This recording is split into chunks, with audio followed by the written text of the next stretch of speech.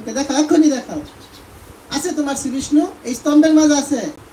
তো প্রহ্লাদ মহারাজ বলে উঠলে, হ্যাঁ এই স্তম্ভের মাঝে আমার শ্রী বিষ্ণু আছে।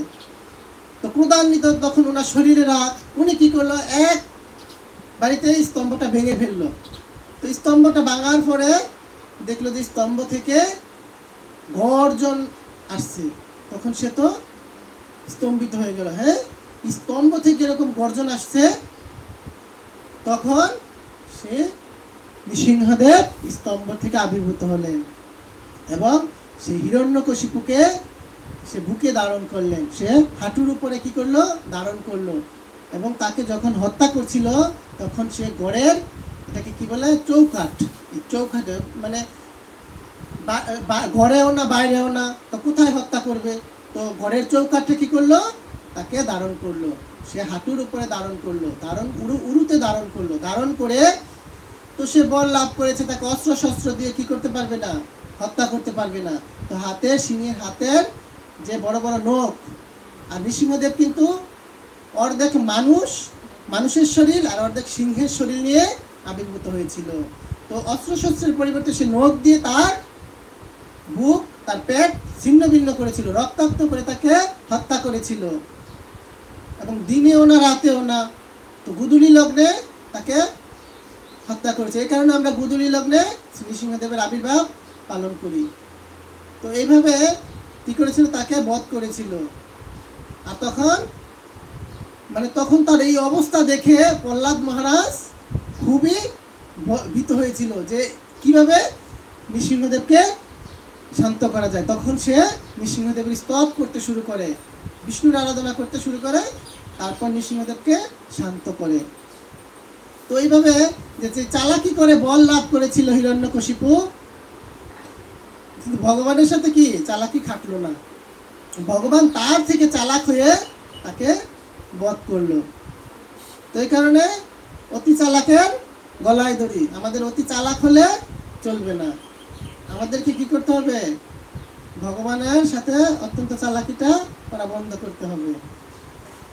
আর যে অসুর, এই অসুর কিন্তু আমাদের সবার মাঝে বিরাজ করছে। আসলে জানি না আপনাদের মাঝে আছে কিনা, কিন্তু আমার মাঝে এই হিরণ্যকশিপু থেকেও বড় ধরনের অসুর বিরাজ করছে। তো এই অসুরকেও আমাদের কি করতে হবে, বধ করতে হবে। এই অসুরকে বধ করতে হলে কি করতে হবে, সে প্রহ্লাদ মহারাজের মতো সে বিষ্ণুর আরাধনা করতে হবে। বিষ্ণুর আরাধনা করলেই আমাদের হৃদয়ের সেই অসুর বধ হবে। আর কে বধ করবে, এই যে আজকে নৃসিংহ চতুর্দশী আমরা যারা পালন করছি, নৃসিংহদেবের কাছে আমরা যদি প্রার্থনা করি, তাহলে সেই নৃসিংহদেব আমাদের সেই অসুরকে বধ করে দিবে।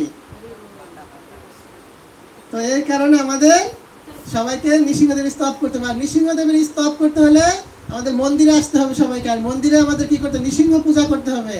আমাদের সেই পূর্বাচল ইস্কন মন্দিরে খুবই স্পেশাল ভাবে আমাদের এক ভক্তের অনুপ্রেরণায় খুবই সুন্দর আয়োজন করা হয়েছে, খুবই সুন্দর সিস্টেমেটিক ব্যবহার করে নৃসিংহ পূজার আয়োজন করা হয়েছে। তো আপনারা সবাই চেষ্টা করবেন সেই নৃসিংহ পূজায় অংশগ্রহণ করার জন্য, এবং ভগবানকে ফুল, তুলসীপত্র, একটি ফল, এবং যে ফলটা দেওয়া হবে সেটা হচ্ছে অম্র আম। এই আমটা নৃসিংহদেবের খুবই প্রিয়। এই আম দ্বারা ভগবানকে যদি আমরা আরতি করি, ভগবানকে যদি আম নিবেদন করি, তাহলে ভগবান নৃসিংহদেব খুবই সন্তুষ্ট হন। তো আমাদেরও এই জাগতিকভাবে দেখা গেছে কি, মানুষরূপী অনেক অসুর আছে যারা আমাদের ভক্তিপথে কি করে, হিরণ্যকশিপুর মতো বাধা সৃষ্টি করে। যারা এই অসুর ভাবাপন্ন মন নিয়ে আমাদের কি করে, ভক্তিপথে আগাইতে বাধা সৃষ্টি করে। ভগবানের একটা মন্দির হবে তাতে বাধা সৃষ্টি করে, ভগবানের নাম জপ করতে বাধা সৃষ্টি করে। সেই অসুরদের যেন আজকে দিনে নৃসিংহদেবের কাছে আমরা সবাই দুহাত তুলে প্রার্থনা করব, এই অসুরদের যেন নৃসিংহদেব এই হিরণ্যকশিপুর মতো ধ্বংস করে, ওনাদের মন থেকে যেন হিরণ্যকশিপুর মতো অসুরকে বধ করে দেয়, যাতে আমরা ভক্তিপথে সামনে এগিয়ে যেতে পারি। এই প্রার্থনা আজকে আমরা সবাই নৃসিংহদেবের কাছে করব। তো আজকে নৃসিংহদেবের যেহেতু চতুর্দশী, আমরা তো জানি নৃসিংহদেব কি জাগ্রত। তো আমি দুই একটা লীলা বলে আমার পাঠ শেষ করতে চাই। তো নৃসিংহদেব যেহেতু জাগ্রত, এই সম্বন্ধে অনেক লীলাবিলাস আছে। যেহেতু সাধারণত মায়াপুরের যে নৃসিংহদেব, এই নৃসিংহদেব কিন্তু খুবই জাগ্রত।